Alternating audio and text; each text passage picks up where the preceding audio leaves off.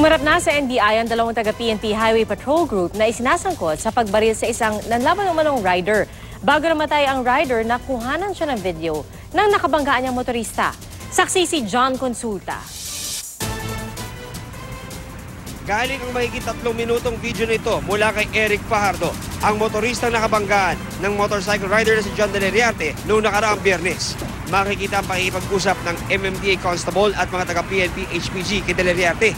Ang tensyon ng pinusasan siya, ang pag-escort sa kanya sa gilid ng kalsada, pati ang pagdila ni De Leriarte sa grupo ni Fajardo. Pero hindi nakunan ni Fajardo ang pananakit kay De Leriarte. Ang bidyong iyon ay nakunan mula sa loob ng bus na ito. Nakapagbigay na ng salaysay si Fajardo sa NBI at handa raw tumulong sa investigasyon, pero magsasalta lang daw kaugnay sa naging banggaan.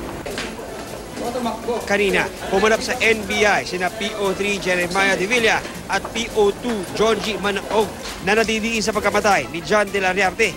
Sa loob ng 3 oras, nagbigay sila ng salaysay sa mga investigador ng NBI Death Investigation Division. Naging mailap ang dalawa at tanging abogado lamang nila ang nagsalita.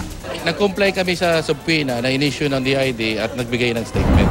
Dumating din sa NBI ang ER doctor na si Dr. Jerome Bolivar na unang tumingin kay De Leriarte nang isugod sa ospital. Buhay pa raw si De Leriarte nang dalhin sa ospital. Pero namatay pagkalipas ng 40 minuto. Nag-line pa. So pag magla-line, 5 minutes, tapos resuscitation, 30 minutes. Yun po, until na-declare po siya.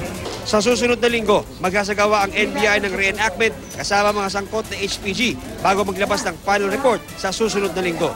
Kukumpletuhin lang natin yung ating mga documentary and testimonial evidence, then i-present na natin kung ano yung appropriate na kasong dapat isampalaban sa kanila. Ako si John Consulta, ang inyong saksi.